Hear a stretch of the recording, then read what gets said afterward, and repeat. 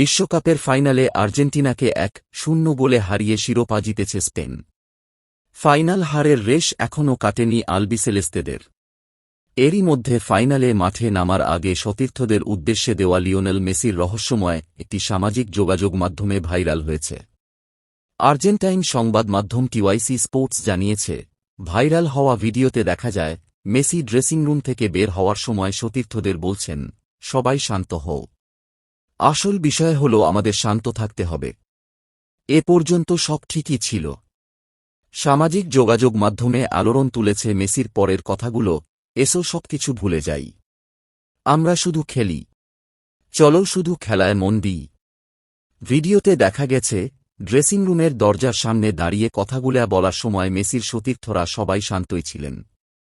তবে প্রশ্ন উঠেছে, ফাইনালের আগে ফুটবলারদের কি ভুলে যাওয়ার কথা বলেন মেসি? মেসির কি ইঙ্গিত করছিলেন তা পরিষ্কার না হলেও ফাইনালের আগে সমালোচনার মুখে পড়েছিল আর্জেন্টিনা দল। প্রতিপক্ষ স্পেনের পক্ষ থেকে তাদের বিরুদ্ধে রেফারিংয়ে বাড়তি সুবিধা পাওয়ার অভিযোগ তোলা হয়।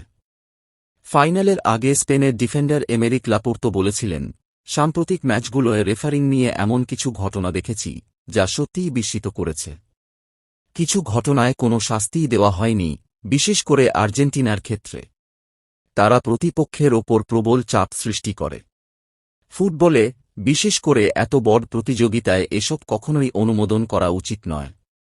কারণ এতে প্রতিপক্ষের মনোযোগ নষ্ট হয় এবং হতাশা তৈরি হয়। এদিকে ফাইনাল শেষে অনাকাঙ্ক্ষিত ও অপ্রীতিকর এনজো ফার্নান্দেজের লাল কার্ড আর্জেন্টিনার কয়েকজন খেলোয়াড় এবং নির্ধারিত সময়ের একেবারে শেষ দিকে দ্বিতীয় হলুদ কার্ড দেখে মাঠ ছাড়তে হয়। অনাকাঙ্ক্ষিত ও অপ্রীতিকর ঘটনার জেরে তদন্তে নেমেছে ফিফা। এমি মার্টিনেজের একটি দুর্দান্ত সেভের